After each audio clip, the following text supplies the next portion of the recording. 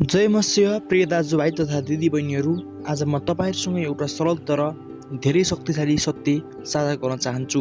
सानो प्रार्थना ठुलो शक्ति। हामी धेरैजना कहिलेकाहीँ सोध्दछौँ, मेरो प्रार्थना सानो छ, म राम्रोसँग बोल्न सक्दिनँ, के प्रभुले सुन्नुहुन्छ होला? तर परमेश्वरको वचनले हामीलाई साहस दिन्छ। हामीले बाइबलमा हेर्यौँ भने धेरै मानिसहरूले एक वाक्यको प्रार्थनामा पनि परमेश्वरको अद्भुत काम अनुभव गरे। जस्तै हामीले उदाहरण हेर्यौँ भने अन्धो बार्तिमेको प्रार्थना है, मर्कुस 10को 47-47 हामीले हेर्यौँ भने जब अन्धो बार्तिमेले यसु त्यहाँबाट जान हुँदैछ भन्ने कुराहरू सुन्यो अनि उसले चिच्याएर भन्यो, हे यसु दाउदका पुत्र म माथि दया गर्नुहोस्। उसको प्रार्थना लामो थिएन है। उसले के भन्यो भनेपछि हे यसु दाउदका पुत्र म माथि दया गर्नुहोस् है। यहाँनिर उसको प्रार्थना लामो थिएन, तर विश्वास र हृदयको पुकारा थियो। त्यसबाट त्यहाँ चाहिँ यसु रोकिनु भयो र उसलाई बोलाउनु भयो। अनि मर्कुस 10:52 हेर्ने भने यसुले जवाब दिनुभयो, जाऊ, तिम्रो विश्वासले तिमीलाई निको पारेको छ, यसले भन्नुभयो। अनि तुरुन्तै उसले दृष्टि पायो अनि उसले देख्न थाल्यो।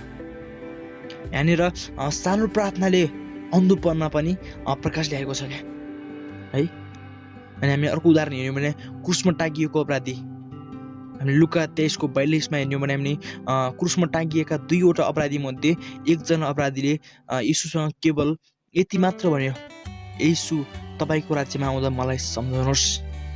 उसँग लामो प्रार्थना गर्ने समय थिएन, तर उसको हृदय है, तर उसको त्यो पछुतो र विश्वासले परमेश्वरको ध्यान खिच्यो क्या त्यहाँनिर। लुका 23को हामीले जस्तै 43 हेर्यौँ भने अनि यसुले भन्नुभयो, साँच्चै म तिमीलाई भन्दछु, आजै तिमी मेरो साथमा स्वर्गलोकमा हुनेछौ है। केवल एक वाक्यको प्रार्थनाले है उसको त्यहाँनिर जीवन बदलिएको छ क्या। यानी उसले चाहिँ स्वर्गको राज्य पाएको छ, उसको त्यो पछुतो र अनि उसको त्यो विश्वासले गर्दा है। प्रियजनहरू, अनि यदि तपाईँको प्रार्थना सानो छ भने नडराउनुहोस्। यदि साँचो हृदयबाट आएको छ भने यसमा ठुलो शक्ति हुन्छ। सानो प्रार्थना ठुलो शक्ति।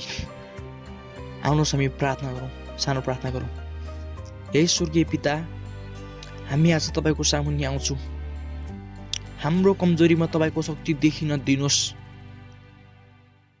यो सन्देश सुन्ने सबैको जीवनमा शान्ति, आशा र विश्वासले भरिदिनुहोस्। येशूको नाममा प्रार्थना गर्दछौँ, आमेन। हामी यसरी प्रार्थना गर्छौँ। हुन्छ, आजलाई यति नै। अनि यदि यो सन्देशले तपाईँको हृदय छोयो भने लाइक, सेयर र सब्सक्राइब गर्न नबिर्स्नु होला। परमेश्वर तपाईँलाई धेरै आशिष दिनुभएको होस्। जय मसीह।